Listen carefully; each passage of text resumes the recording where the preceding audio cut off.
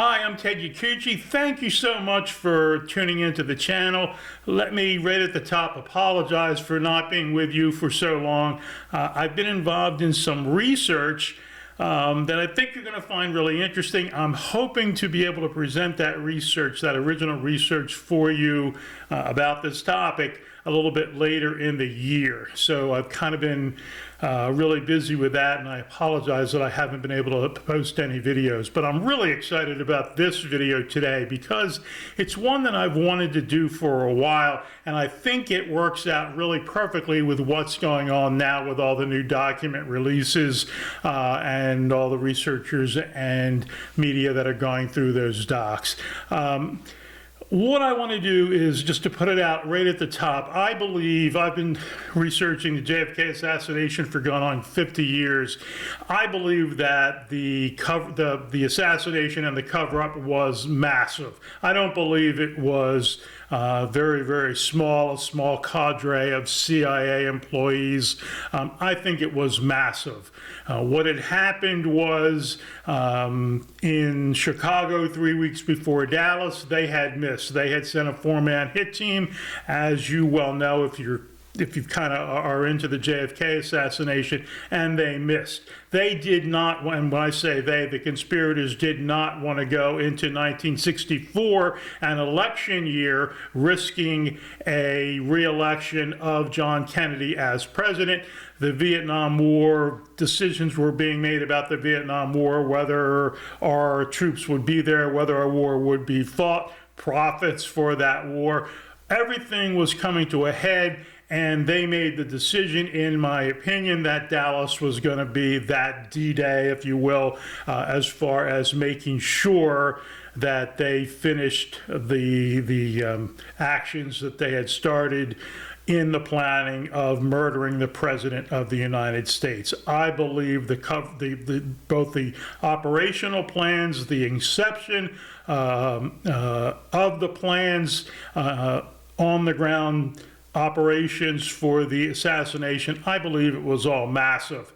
What I've done is come up with 39 names of people that I will argue until the day I pass had either operational knowledge, were involved with the actual plot of the JFK assassination, or had knowledge of it at the very least. Now, there's a lot more than that, but these are 39 people, 39 names that I feel very confident that I could argue with anybody, and and I'd be happy to do that.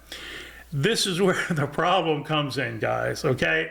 Every time I do a video like this, it gets flagged by YouTube with their algorithms, and there's nothing wrong with that. They have their algorithms, and they have their rules and regulations of what goes on. But whenever I name names, at the very least, my videos get put in the 18 plus. You have to sign in, you have to be over 18. They don't get recommended in the algorithm for YouTube. So what I have done, and I hope you might find this kind of fun also, is I'm not going to list the names and pictures up front. What I'm going to do is use the initials of the people. I have broken them down into 5 categories, from the inception and the planning of the conspiracy to murder John Kennedy, through the operational and action plans, through the execution of those plans, and then finally prior knowledge of a category called prior knowledge of the assassination. Now, that's a lot more people than the few that I have listed here, but these are the people that I feel, again, very, very confident had prior knowledge of the conspiracy that took place in Dealey Plaza on November 22nd, 1963.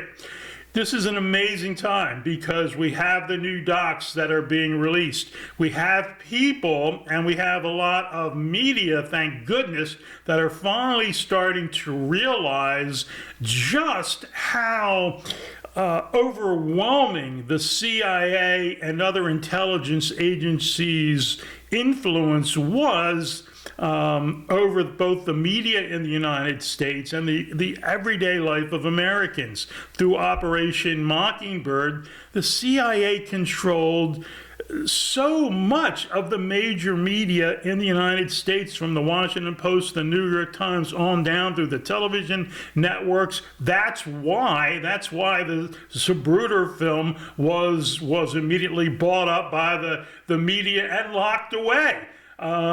Because of it really wasn't a separation of the CIA and top business leaders and some right-wing military folks. They were all one, really, when it comes down to it. And that's how they were able to pull this off, and more importantly, how they were able to cover it up for so long, okay? So, anyway, I have the initials of the people.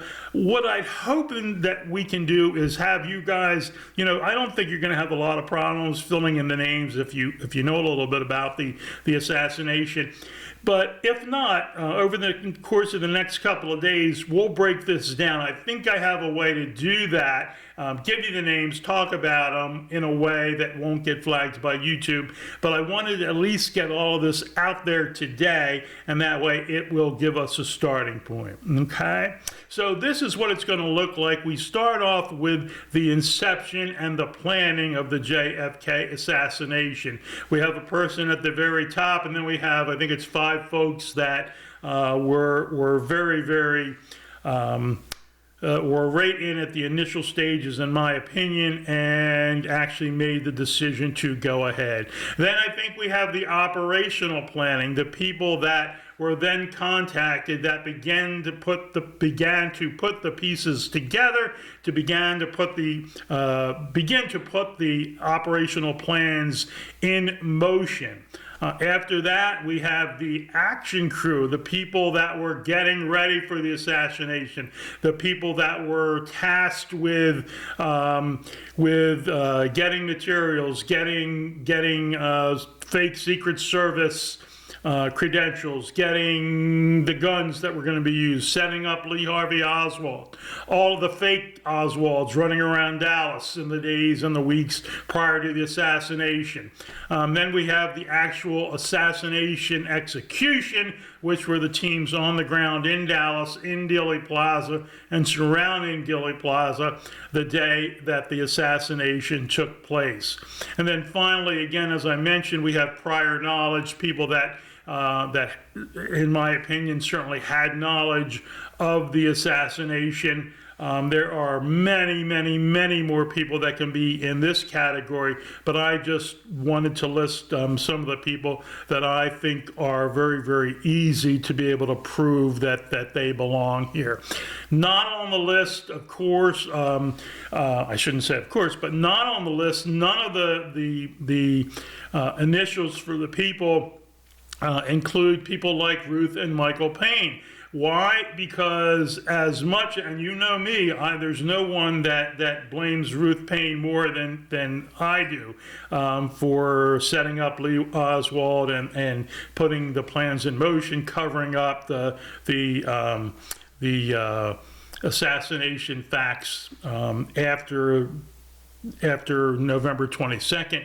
But do I have belief or definite knowledge that Ruth and Michael Payne knew about the actual assassination of what they were being tasked to do? No, I don't know that. I have my suspicions after dealing with Ruth Payne personally. As many of you know, I definitely have my suspicions, but it's not something that I could prove at this point, that she actually had knowledge that when she got Lee Oswald that job in the Texas School Book Depository, that she was setting him up as a patsy for the murder of the presidency of the President of the United States. I can't say that.